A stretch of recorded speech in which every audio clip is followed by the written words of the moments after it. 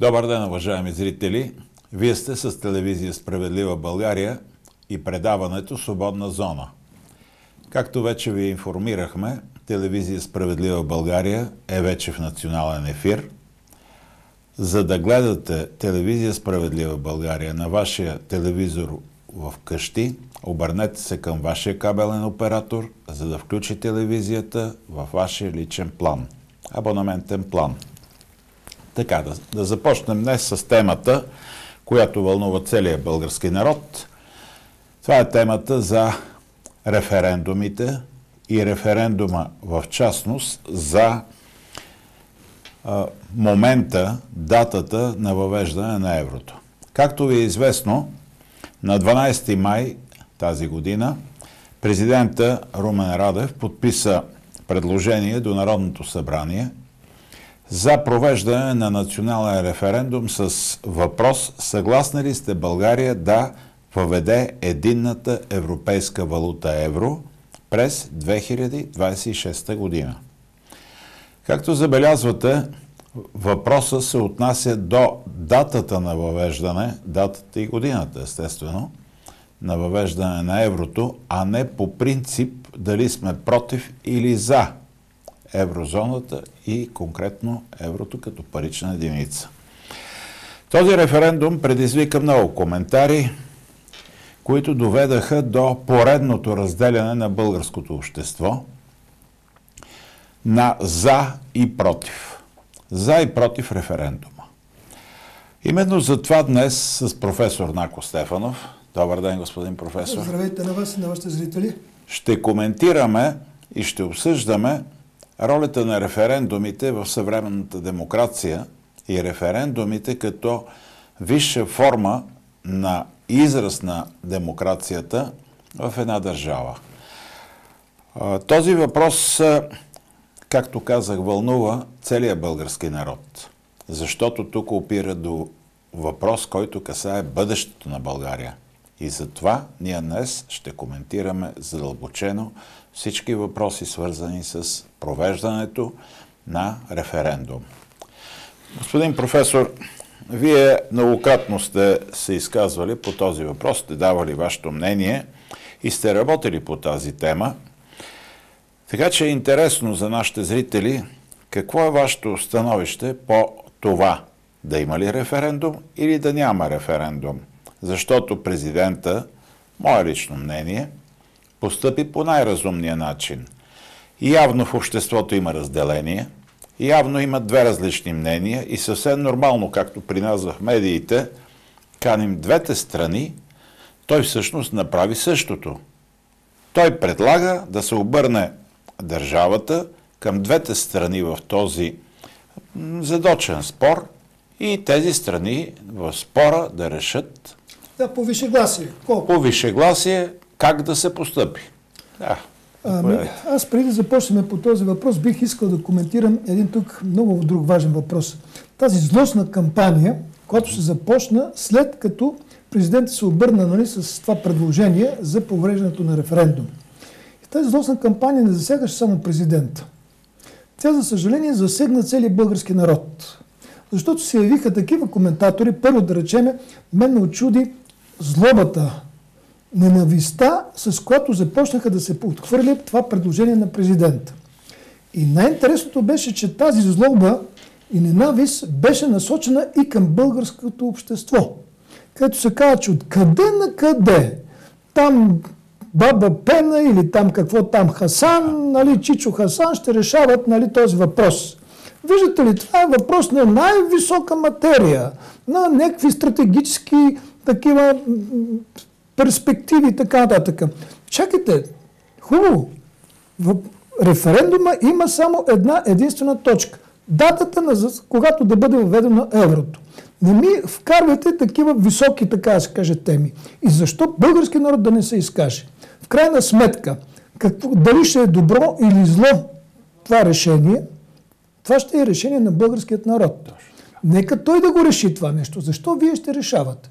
Съжаление, в ключови неща, ключови събития, които решаваха съдбата на България, се решиха без участието на широките маси на българския народ. Нещо повече. Аз ще дам такъв пример. Тук, значи, имам едни мои познати, които казват така. Ние влязохме в НАТО без референдум, без Велико народно събрание. Но влизането в НАТО, това означаваше, че ние отдаваме нашия суверенитет в сферата на сигурността, което е най-важното нещо. До голяма степен ние го поне частично отдаваме този суверенитет на някаква наднационална организация, наднационални сили. А у нас в член 1 на Конституцията е записано, че суверен е българският народ. И че целият суверенитет фактически се държи от българското общество, българският народ. Не трябваше и тук поне да има Велико народно събрание, ако не е референдум. Тоест тези, нека така да кажем, платформи, които могат да решат това нещо, това в никакъв случай не може да бъде едно обикновено народно събрание.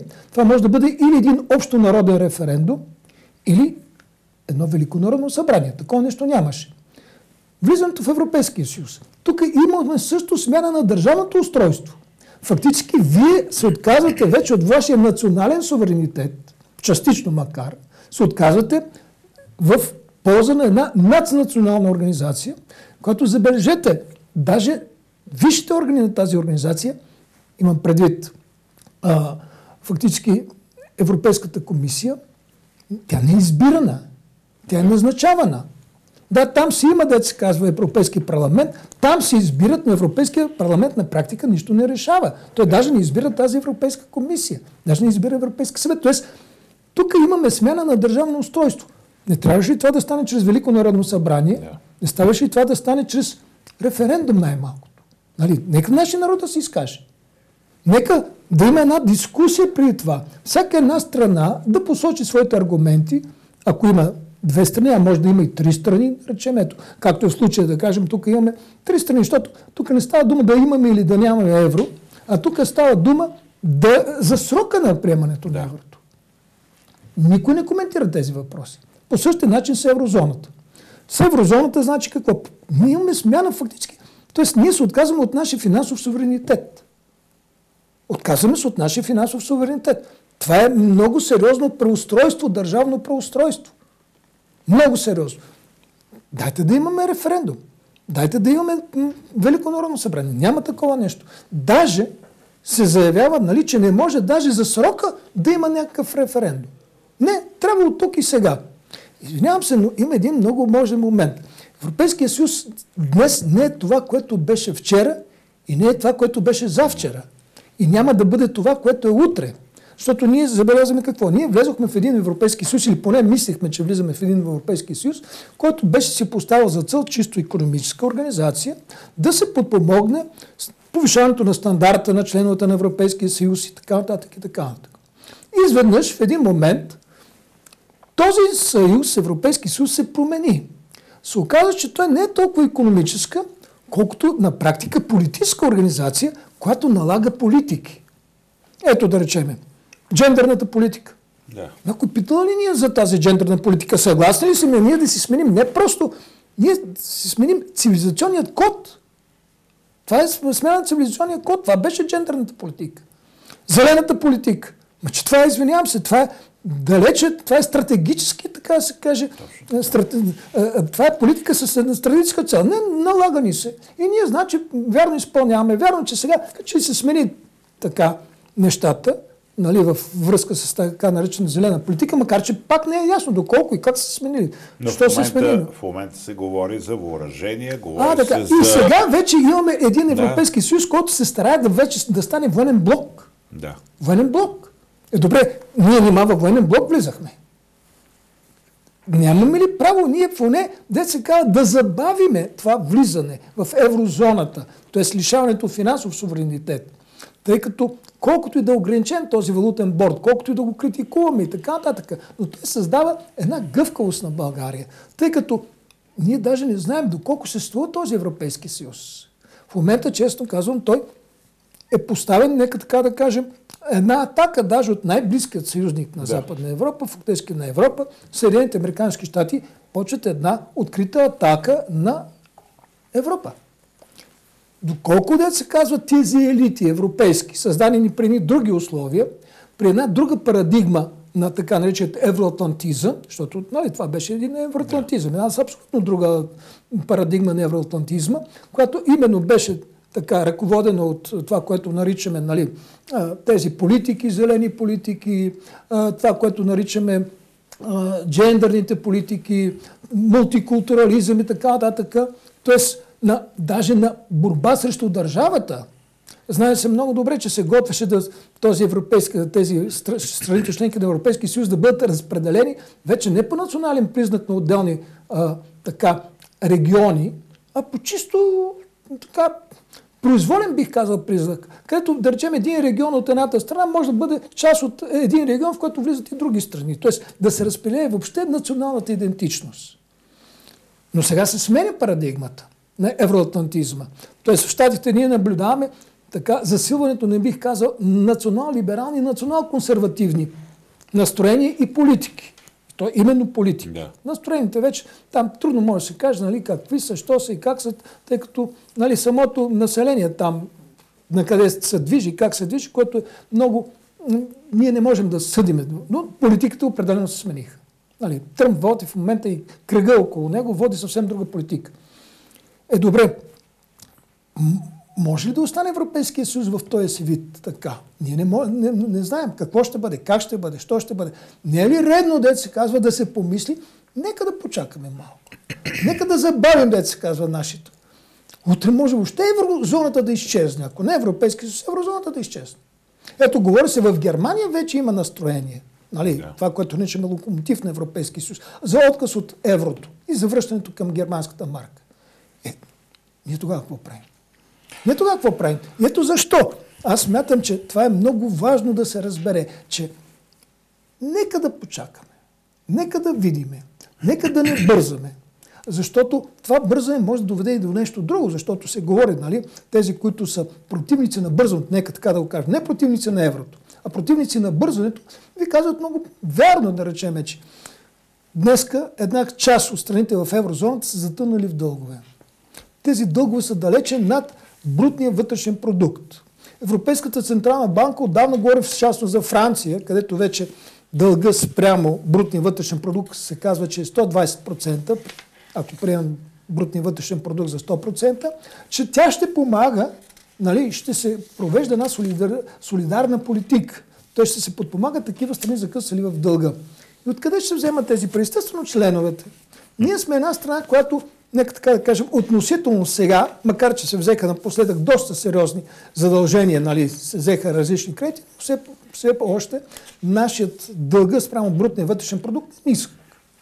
И ние имаме събрани, някъде се говори за 80 милиарда като гаранция на валутния борд. Няма ли да се получи така, че една част от тези пари ще отидат фактически именно в Европейската централна банка и тя се разпорежда и фактически болен здрав носи. Т.е. една страна като нашата, която фактически най-бедната, в този смисъл болна, че тя е най-бедната страна, ще отдава част от своето национално богатство буквално изстрадано. Защото в ръцете на едни страни, къде по-здрави от нас. Тоест, ние сме едно болно общество и ние това много добре го знаем, защото сега пари не стигат за нищо. И ще даваме едни страни, които, честно казано, са си надвили отдавна на масраф. Ето тук няколко примера за държави, които така стоят доста нестабилно в този Евросъюз. Ето Гърция. Присъединява се към еврозоната през 2001 година, но по-късно се установява, че е предоставила неточни данни за бюджетния си дефицит. Много прилича на нашето сегашно състояние. През 2010 година, вследствие на това, страната изпада в дългова криза с дефицит над 15% от брутния вътрешен продукт и дълг над 120% от брутния вътрешен продукт. Получава спасителни пакети, с които излиза временно от тежката ситуация. Италия, държавен дълг на Италия е над 130% от брутния вътрешен продукт, което е извън всеки правила на Маастрихтския договор. Бюджетният дефицит често е над 3%. Така, нека продължим Франция, за която споменахте. Франция. През 2024 година, бюджетният дефицит на Франция е 6,1% от брутния вътрешен продукт. а държавният дълг надхвърля 110%. В момента е над 130%. Испания и Португалия в различни периоди са имали дългове над 100% от брутния вътрешен продукт и значително дефицити над 3%, за които говорим като норма. Държавният дълг на Белгия е около 105% от брутния вътрешен продукт. Тоест, ние влизаме в една среда с висока задлъжнялост, която се нуждае непрекъснато от някакви пакети спасителни. И въпросът стои, значи дали те ще бъдат от пакта за стабилност и растеж, дали ще бъдат от фискалния пакт, дали ще бъдат с други мерки, но в крайна сметка няма ли да стане нашата малка държава да трябва да носи бремето на тези, които вече са доказани нарушители на еврозоната. Абсолютно прав сте, че това крие определени рискове. И никой не говори за тези рискове. Един също много важен риск, според мен, който въобще се забравя, не говорят за него. Нас ни уверяват и вече получаваме всеки документи, където нашите пари, да речем, даже ако вземете от банка или там плащате нещо, всичко е казано и в левове, и в евро. Но е казано при съотношение лев-евро, значи 1,999 и не знам какво. Имаме ли гаранция ние за това нещо? Че ще бъде това съоръжение, айде съотношение, нека да го закръглим 2 към 1. Имаме ли ние, да се казва, гаранция, че това ще бъде така? Нямаме такава никаква гаранция. Може да бъде много повече от това. И това какво става? Автоматически, тъй като те предстои да вземат решение, при какво съотношение, ние лев-евро, ние ще бъдем пуснати в еврозоната. Ще ни приемат, нека така да кажем, в еврозоната. Това решение не е взето от нашето Народно събрание, защото не е нашето Народно събрание органът, който ще взима това решение. Да, страните членки ще взимат това решение. И тогава, ако те го вземат, оттам вече сериозно се говори, че българският лев е надценен, че той не е реално тази, да се казва, съотношение, нека така е закръглено 1 към 2 и така нататък. Че фактически трябва да бъде много повече, нали, фактически лев е толкова надценен, че съотношението трябва да минава 2,15, някои даже говорят за 3. Тогава какво става? Какво става, ако действително при такова съотношение, да речем там 2,15, 2,20, 2,30, 2,50, не дай Боже 3. Да, и това ще дойде на готово. И това, фактически, ние моментално ще обеднеем с, как да ви кажа, от 10-20 до 30 до 50% може да обеднеем. И какво? Кой отговаря за това нещо? Може ли нашето правителство това да го гарантира, че това няма да стане? Нито правителството, нито Народното събрание могат да гарантират. Тогава за къде бързаме? Как може една най-бедна страна, която сега нямаме нищо вече, ние в буквалния смисъл на думата поради липса на пари, България се разпада. Ние виждаме пред очите ни какво става. Имаме, тук ни обявяват, значи, че ние живеем много добре вече. Че ние едва ли не сме стигнали до стандарт, така се казва, европейският стандарт. Но извинявам се, какъв европейски стандарт сме достигнали? Ние имаме от 30 до 40 на 100 работещи бедни. 700 хиляди пенсионери получават минимална пенсия. Да, у нас има страшно богати хора и се получава приказката, нали знаете, един продава салам и казва салам от канарчета. Какъв е този салам от канарчета? Ми вика, един кон едно канарче. Тоест, така се получава и у нас, когато говорят колко се увеличил дохода на българина. Взима се, значи, едни хора, които се чудят вече какво да купуват острови там някъде по Тихият океан, си купуват вили, да се казват по Бали, така нататък, и се чудят какво да правят с парите си, и едно абсолютно обедняло население, определено най-бедното в Европейския съюз, да не кажа може би в Европа. В Европейския съюз точно. Да. И се събират тези доходи и получаваме някакви доходи, които виждате ли вече гонели средните в Европейския съюз. Над 50% застрашени от бедност. От бедност. Над 50% от българското население. Това са официални данни. Нали, да не говорим, че ни гарантират, ще обещават, че като се влезе, ние няма да позволим спекула, инфлация и така нататък. Господи Боже мой! Толкова страни от Европейския съюз влязоха в еврозоната и навсякъде имаше инфлация. Да. И то богати страни, така се каже, страни с добро управление, примерно, да кажем, нека така да кажем, на ценовите си съотношения.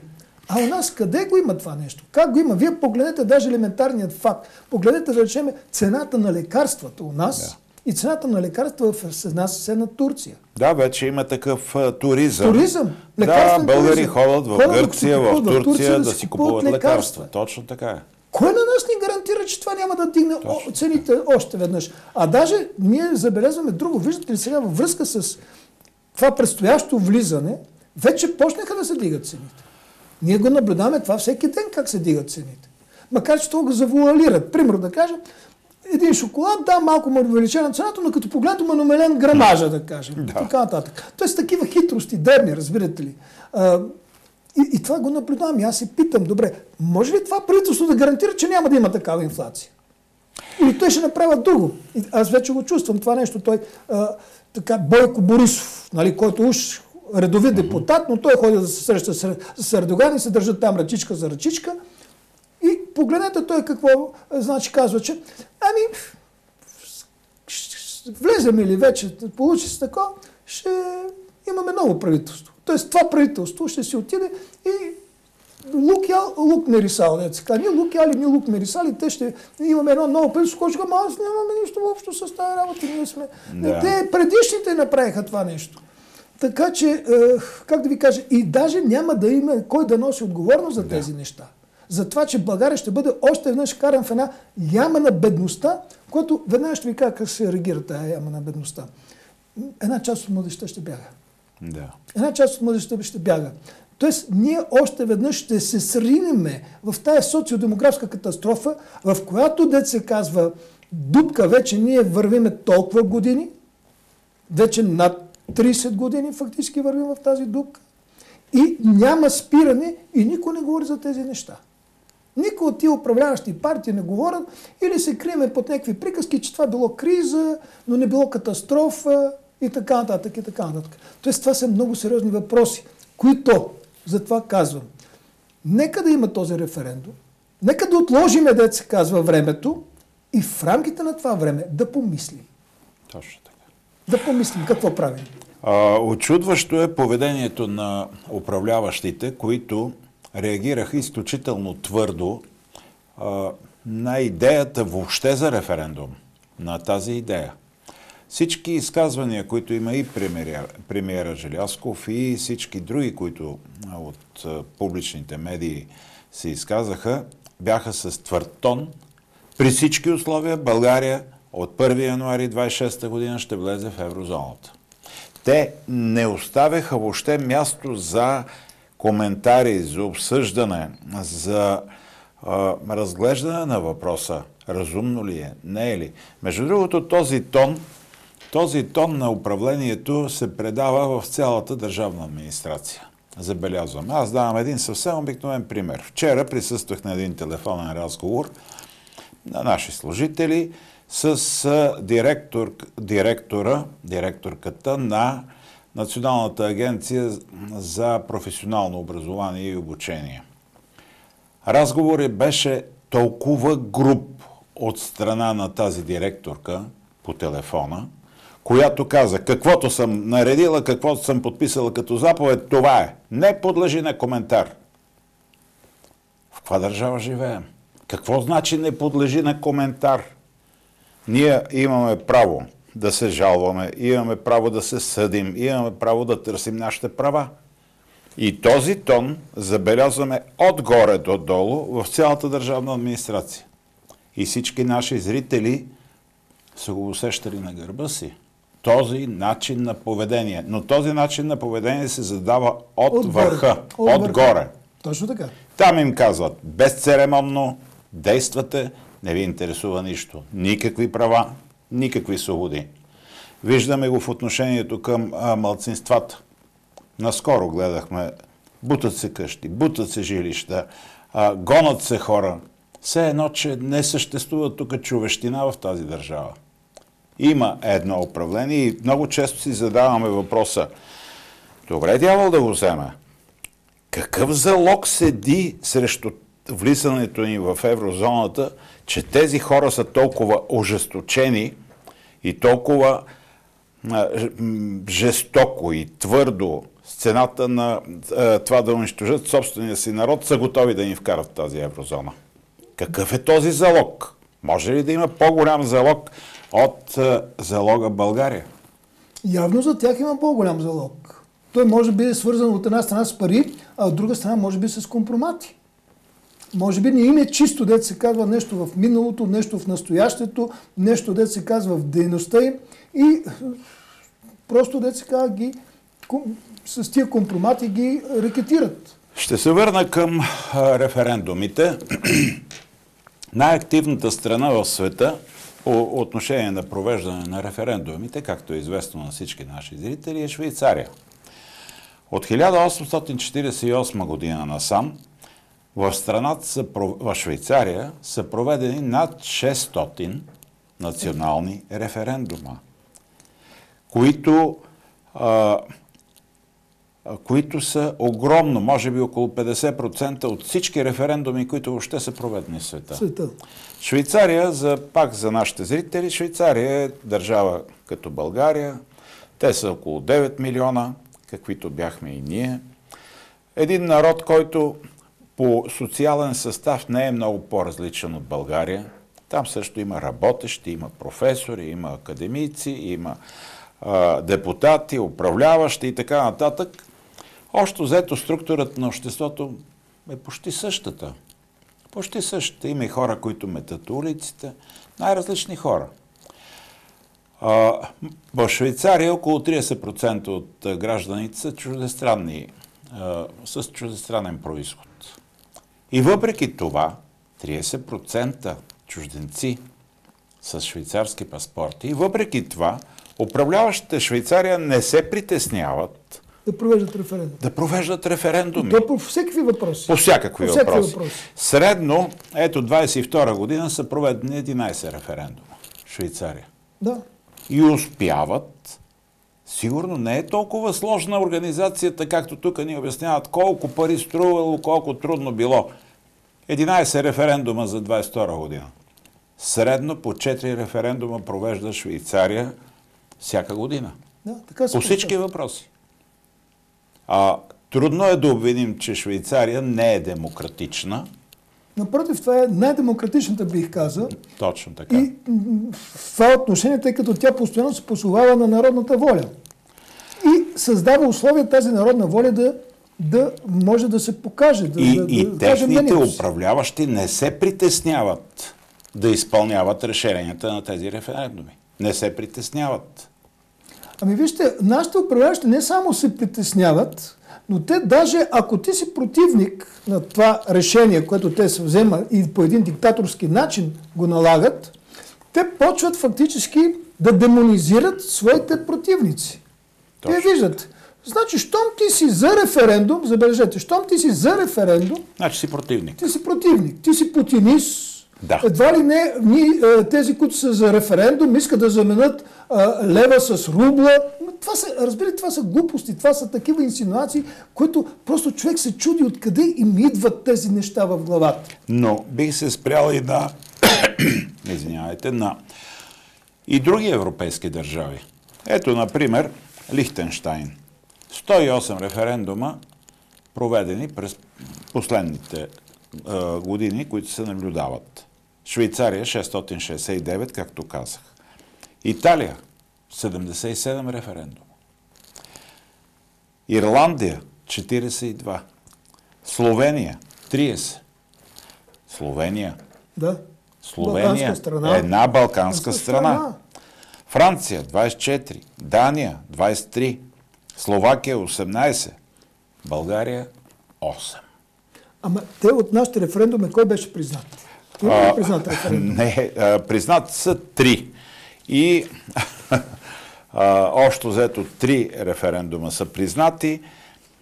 За съжаление, другите се намериха някакви причини, които да не бъдат признати. Ние знаем как се манипулираше с с справките, с разглеждането в Народното събрание. Искам да обърна внимание тези 8 референдума, кои са. 1922 година. Референдум. Александър Стамболийски. А вие почвате от сега, аз имах предвид от след 10 ноември само... Не, връщам историята. 8 за целия период след освобождението. Освобожденска България, да. 8. Появата на новата българска държава. Да, 8. Само 8. И то нека да кажем. 22 година. Съденето на виновниците за националните катастрофи. Това са... Приет Александър Стамболийски, 74% между за... Съюзническата и Първата световна война. Точно така. Референдума гласува изпълнено. 46-та година. Преминаване от монархия към република. Над 95% за. България става република. 71 година. Приемане на новата конституция. 99,7% за. Прията е новата конституция, при която и ние сега живеем. С изключение на някои промени, някои промени... Нали взехме нова конституция след 10-ти, нали се при нова конституция. Но тогава не се проведе даже референдум. Не се проведе. Велико народно събрание. 2013 година за развитието на ядрената енергетика. 60% от българите гласуват за развитие на ядрената енергетика. Това припомням на управляващите.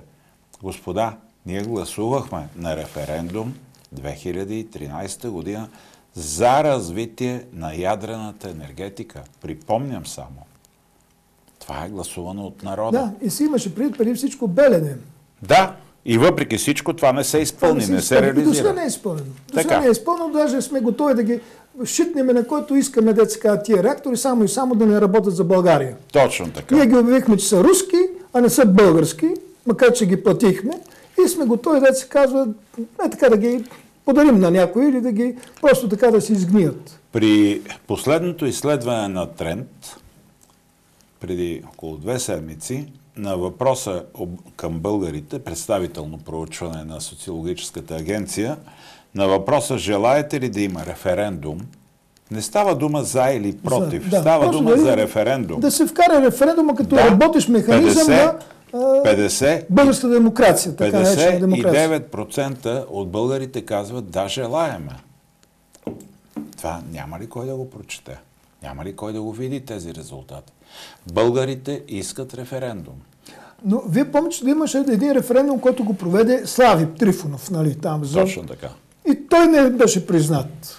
Да. Референдума на Възраждане, който го предложи Възраждане за еврото. И той не беше признат. Тоест, ние имаме фактически след 10 ноември колко референдума? Значи, там беше Велико народно събрание за новата конституция, значи така. 3 референдума. 3 референдума. И нито един от тях не е признат. Да. И говорим за демокрация. И говорим за демокрация в България. Къде е демокрацията, питам аз? С манипулацията на изборите. Ето, вие виждате, сегашното правителство, сегашният парламент, т.е. сегашният парламент, извинявам се, Конституционният съд доказа, макар и частично на базата на една част от изборите, че има страхотна манипулация на изборите. Тоест, ако погледнем с какъв процент са избрани отделните партии и въобще се говори, че са 30% са гласувалите, нали, от имащите право на глас. Ако погледнете даже тия партии, които имат най-висок глас, да речем една ГЕРБ, това, ако погледнете към броя на имащите право на глас, процента, който получава ГЕРБ, мисля, че там колко се получава някъде? 7-8? Около 7-8%. 7-8%. Може ли с 7-8% ти да решаваш всичко? Даже и с другите там присъдружни партии, да кажем. Да. Можете ли вие с, да речем, айде така да го кажем, там 12%, нали, от общия брой на гласуващите, вие да решавате за всичките останали? Още повече, че сега той може да не е прав българският избирател, но една от причините той да не отива на урната, това е, че той вижда, че каквото и да ходи, никой не се съобразява с него. И някой затова казва, като не се съобразява, какво въобще да се занимавам с тях? Макар че това е грешна позиция, но аз не я одобрявам тая позиция, но искам да обясня защо никой няма да ходи да гласува. И може ли ние да признаем, аз смятам, че навярно трябваше да има едно такова, ако не са гласували 50+1, едни такива избори да не се признават. Точно те не така. са легитимни такива избори. Вие си спомняте, че миналата година ние внесахме промени в избирателния кодекс.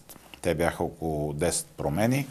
Едното беше за задължителен минимален процент на гласувалите. В противен случай, ако е под 50% активността, тези избори не могат да бъдат легитимни.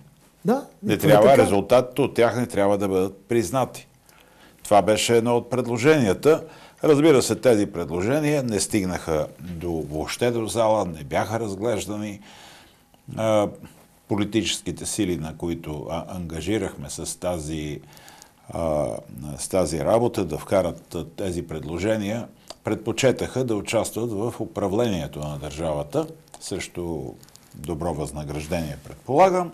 И така не се стигна до промени в изборния кодекс. Така че от тук нататък винаги ще стои въпроса, дори да има избори, при тези правила, колко са легитимни тези? Тези избори няма да бъдат легитимни. Отново. Отново няма да бъдат легитимни. Доколко е легитимно, тогава това Народно събрание и избраното от него правителство стои под въпрос. Тоест стои под въпрос тази легитимност. А и въобще стои под въпрос, нали ви казвам, ето на нас ни се казва, че тъй като вече ние сме влезли в Европейския съюз, ние сме се задължили и така, така. Но аз питам, а как влезохме в този Европейски съюз? Имаше ли референдум? Имаше ли Велико народно събрание? Не беше ли редно такава смяна на държавното устройство да доведе до най-малко Велико народно събрание, ако не е до референдум? Нямаше подобно нещо. Ами, вие, мили господа, не смятате ли, че всеки утре може да оспорва легитимността на всичките тези решения? Така може да се оспорва. Ще се промени една обстановка, ще дойдат някакви нови сили, те въобще могат да кажат, извинявам се, това не е просто верно, това не е легитимно. Точно така. Добре, професор Стефанов, може би така да завършим. С това да завършим и да се мечтаем за, нека така да кажем, истинско народовластие. Да, с мечта за истинско народовластие да завършим днешната ни дискусия. Уважаеми зрители, с това завършваме. Категорично стигнахме до извода, че референдум за въвеждането на еврото, за датата на въвеждане на еврото трябва да има, защото това е израз на демокрация, на висша форма на демокрация. Референдум, който ще покаже, че в България наистина има участие на народа, а не само на една върхушка, която прави каквото пожелае и в интереси съмнително дали български. Благодарим ви за вниманието.